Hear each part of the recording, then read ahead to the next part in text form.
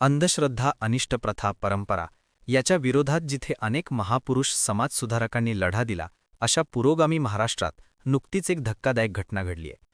बड्या राजकारण्यांना भविष्य सांगणारा स्वयंघोषित ज्योतिषी कॅप्टन अशोक खरात याला एका महिलेचं शोषण केल्याप्रकरणी अटक करण्यात आली आहे. एका 35 वर्षीय महिलेनं खरातनं तिला गुंगीचं औषध देऊन तिच्यावर वारंवार अत्याचार केले आणि त्याचं चित्रीकरण करून तिला ब्लॅकमेल केलं, अशी तक्रार दिली होती. त्यानंतर नाशिकमधील सरकारवाडा पोलिसांनी अशोक खरातला अत्याचाराच्या आरोपाखाली 18 मार्च 2026 रोजी बेड्या ठोकल्या होत्या. धक्कादायक बाब म्हणजे कॅप्टन अशोक खरातवर अटकेची कारवाई झाल्यानंतर त्याची बड्या राजकीय नेत्यांसोबतचे फोटो व्हायरल झाले. त्यात राज्य महिला आयोगाच्या अध्यक्षा रुपालीताई चाकणकर यांचाही समावेश होता. रुपालीताई चाकणकर या अशोक खराच्या डोक्यावर छत्री धरतानाचा, त्याचे पाय धुतानाचा, पाद्यपूजन करतानाचे फोटो समोर आल्याने संतापाची लाट उसळली आहे. शाहू फुले आंबेडकरांचा वारसा सांगणाऱ्या राष्ट्रवादी काँग्रेस पक्षाशी संबंधित असलेल्या आणि नेहमी पुरोगामी विचार मांडणाऱ्या रुपालीताईंनी एका भोंदू ज्योतिषाला दिलेल्या महत्त्वावरून त्यांच्यावर टीका होत आहे. एवढंच नाही तर गतवर्षी एका स्थानिक वृत्तपत्राने या भोंदूबाबत वृत्त दिल्यानंतर त्या वर्तमानपत्राची रुपालीताई चाकणकर यांनी कान उघडणी केल्याचे आता समोर येत आहे. एका पाठोपाठ एक उघडकीस येत असलेल्या धक्कादायक प्रकरणांमुळे राज्य महिला आयोगाच्या अध्यक्ष असलेल्या रुपालीताई चाकणकर यांची चौफेर कोंडी झाली असून त्यांनी आपल्या पदाचा राजीनामा द्यावा अशी मागणी केली जातेय. या पार्श्वभूमीवर हे नेमकं प्रकरण काय आहे आणि रुपालीताई चाकणकर यांचे या बोंदू कॅप्टन अशोक खरातसोबत नेमके काय संबंध होते, तसेच आता या प्रकरणात पुढे काय होऊ शकतं, याचाच घेतलेला सविस्तर आढावा. मंडळी, कसं आहे की एकेकाळी साधू संत, आध्यात्मिक गुरु आदी मंडळी लोकांना समाजाला दिशा देण्याचं काम करायचे.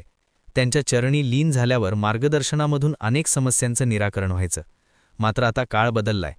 तसेच काही सन्माननीय अपवाद वगळता साधू संत, महात्मे, आध्यात्मिक गुरु यांच्या नावाखाली भोंदूगिरी करणाऱ्यांचा आणि विषयासक्तीच्या अधीन झालेल्यांचा सुळसवाड झालाय. ही मंडळी मोठमोठे दावे करून, बड्या राजकीय नेत्यांशी असलेल्या जवळीकीचं मार्केटिंग करून सर्वसामान्यांना भुलवतात, आपल्या फशी पाडतात.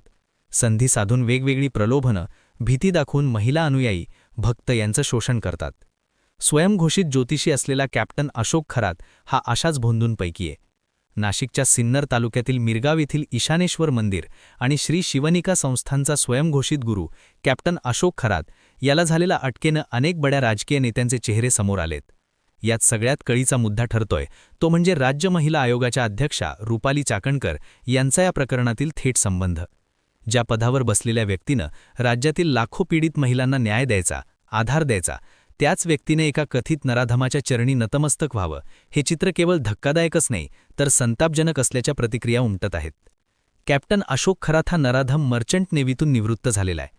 तसेच निवृत्तीनंतर त्यानं स्वतःला अंकशास्त्र यज्ञ घोषित करून ज्योतिषाचा बाजार मांडला. त्यानं नाशिक जिल्ह्यातल्या मिरगाव इथं श्री शानेश्वर मंदिर ट्रस्टची स्थापना केली होती. निवृत्त कॅप्टन ओळख आणि अध्यात्माचा बुरखा ओढून त्यानं अल्पावधीतच राजकारणी, मंत्री आणि सेलिब्रिटींना आपल्या जाळ्यात ओढलं. मुख्यमंत्री एकनाथ शिंदे आणि मंत्री राधाकृष्ण विखे पाटील यांसारख्या दिग्गज नेत्यांनी त्याच्या आश्रमाला भेट दिल्याचं सांगितलं जातं. एवढंच नाही तर केंद्रीय गृहमंत्री अमित शहा यांनाही तो भेटल्याचा एक फोटो समोर आलाय. यावरून खरातचा राजकीय राबता किती मोठा होता हे स्पष्ट होतं. या राजकीय लाग्याबांध्यांच्या जोरावर खरातचं दुकान जोरात सुरू होतं. अनेक राजकारणी, बड्या आसामी त्याच्या चरणी नतमस्तक होऊ लागल्या होत्या. त्यातून त्याचे शेकडो अनुयायी तयार झाले होते. मात्र वासनेनं बरबटलेल्या अशोक खरातनं याचा गैरफायदा घेत ज्योतिष आणि भविष्याची भीती दाखवून अनेक महिला अनुयायांचं शोषण करायला सुरुवात केली. यापैकीच एका पीडित महिलेनं तक्रार दिल्यावर खरातचा बाजार उठला आणि 18 मार्च 2026च्या पहाटे 3 वाजता नाशिक गुन्हे शाखेनं खरातला ताब्यात घेतलं. खरातनं तिला आपल्याला गुंगीचं औषध देऊन तिच्यावर अत्याचार केले, असं या पीडित महिलेनं आपल्या तक्रारीत म्हटलं होतं. मात्र ही केवळ एका तक्रारीची घोषणा नव्हती. जेव्हा पोलिसांनी त्याचा मोबाईल जप्त केला, त्यात 50हून अधिक महिलांचे आक्षेपार्ह व्हिडिओ सापडले. याचा अर्थ असा की कॅप्टनच्या नावाखाली हा नराधन अनेक महिलांचं शोषण करत होता आणि त्याचं चित्रीकरण करून त्यांना ब्लॅकमेल करत असावा असा संशय बळावला. दरम्यान या प्रकरणातील सर्वात वादग्रस्त आणि गंभीर बाब म्हणजे राज्य महिला आयोगाच्या अध्यक्षा रुपाली चाकणकर यांचे या कॅप्टन अशोक खरातशी जवळचे संबंध असल्याचा उघड झालाय. रुपालीताई चाकणकर या केवळ खरातच्या भक्त नव्हत्या, तर त्या खरात अध्यक्ष असलेल्या श्री शिवनिका संस्थान मिरगाव या संस्थेच्या ट्रस्टमध्ये संचालक असल्याचं समोर आलंय.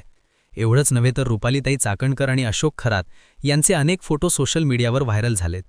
ज्या राज्य महिला आयोगाच्या अध्यक्षांकडे राज्यातील पीडित महिला न्यायासाठी जातात, त्याच अध्यक्षा ज्याच्यावर 50हून अधिक महिलांच्या शोषणाचे आरोप आहेत, अशा व्यक्तीच्या चरणी लीन झाल्या आहेत. हे चित्र पाहून महिलांचं रक्षण करायची त्यांची जबाबदारी त्या एका नराधमाच्या पाया कशा पडू शकतात, असा सवाल सबंध महाराष्ट्र विचारत आहे.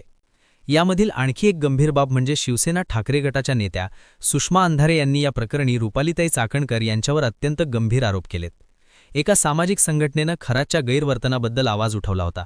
मात्र त्यावेळी रुपालीताई चाकणकर यांनी आपल्या पदाचा गैरवापर करून त्या संघटनेवर दबाव आणला आणि यांच्याकडून माफीनामा लिहून घेतला, असा आरोप सुषमा अंधारे यांनी केलाय.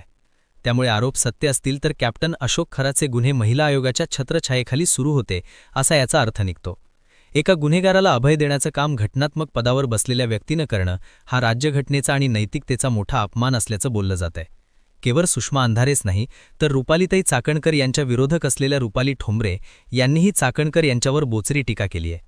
कॅप्टन अशोक खराचे समोर आलेले 58 व्हिडिओज म्हणजे किमान 58 महिलांवर झालेला अत्याचार आहे. चाकणकर जर पदावर राहिल्या तर त्या पुराव्यांशी छेडछाड करू शकतात आणि खरातला वाचू शकतात, असा आरोप ठोंबरे यांनी केलाय. एवढंच नाही तर रुपालीताई चाकणकर या फरार झाल्यात असा दावाही त्यांनी केलाय. तर करुणा मुंडे यांनी थेट चाकणकर यांच्या राजीनाम्याचीच मागणी करत सोमवारपासून मंत्रालयासमोर आंदोलनाचा इशारा दिलाय.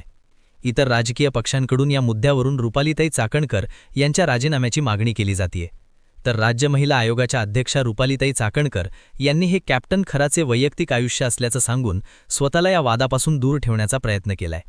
त्यातच रुपालीताई चाकणकर यांच्या विरोधातील आरोपांना सत्ताधारी महायुतीमधूनच बळ दिलं जात असल्याचा दावाही केला जातोय. मात्र ट्रस्टमध्ये संचालक असणं आणि सार्वजनिकरित्या पाद्यपूजन करणं या गोष्टी वैयक्तिक ठरत नाहीत, असं विरोधकांचं म्हणणं आहे.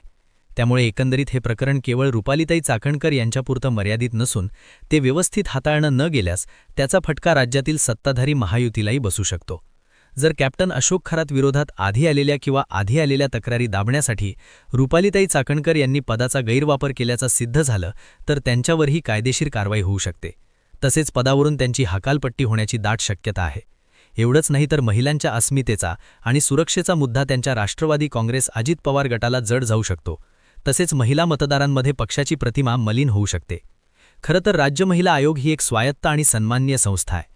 अशा प्रकारच्या वादांमुळे या संस्थेवरील सर्वसामान्यांचा विश्वास उडू शकतो. एवढंच नाही तर सरकारमधील काही मंत्र्यांचेही खरातशी संबंध असल्यानं महायुती सरकारची प्रतिमाही मलिन होऊ शकते.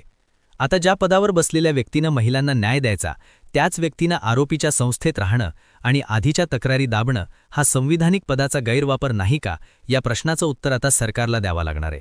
त्यात आता या प्रकरणात आरोपाच्या फेऱ्यात सापडलेल्या रुपालीताई चाकणकर यांच्याबाबत राज्य सरकार काय भूमिका घेतं, तसेच महिलांचे शोषण करणाऱ्या कॅप्टन अशोक खरातवर कोणती कारवाई होते, याकडे राज्यातील जनतेचं लक्ष असणार आहे. आता या प्रकरणात रुपालीताई चाकणकर यांच्यावर राज्य सरकारने कोणती कारवाई केली पाहिजे, तसेच महायुतीमधील राजकीय हितसंबंध पाहता अशी कारवाई होईल का, याबाबत तुम्हाला काय वाटतं हे तुम्ही आम्हाला कमेंटच्या माध्यमातून नक्की कळवा. तसेच हा व्हिडिओ आवडला असेल